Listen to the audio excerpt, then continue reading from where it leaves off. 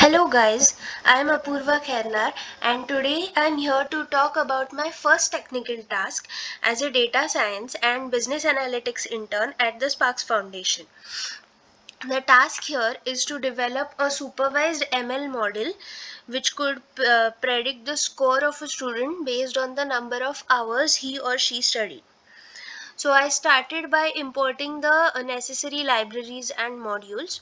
Here I required pandas for visualizing and accessing the data in a tabular form or array form.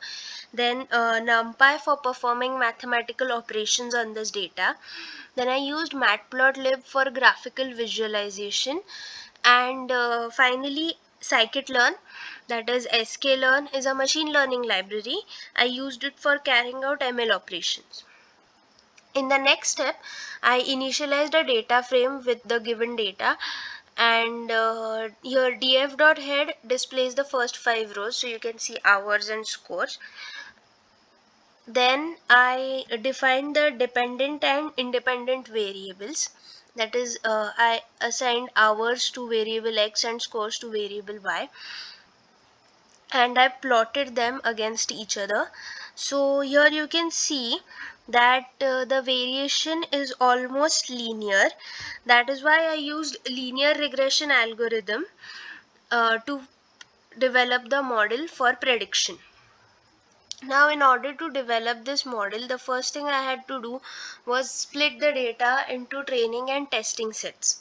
So I did this using the train test split function, and I used 75% of the data for training and the remaining for testing. Here you can see I have specified test size equal to 0.25. You can also do the other way around, like train size equal to 0.75. Then I used the linear regression function for developing this model, and I fit the x and y from the training set on over this function. Here the red line you see is the model that I just developed. It is of the form mx plus c, as you can see here.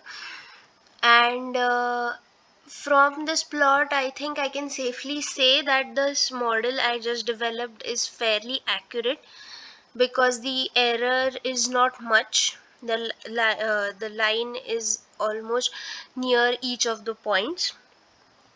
So I tried to make predictions over the testing set. Here it is the true value of the scores from the testing set, then this is the predicted value, and these are the errors between them. So these errors are not much, I think.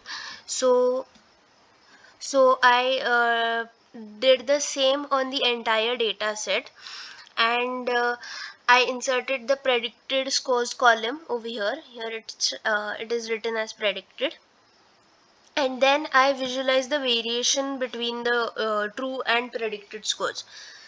So as you can see here, when the true scores increase, the predicted scores also increase. When the true scores decrease, the predicted scores also decrease.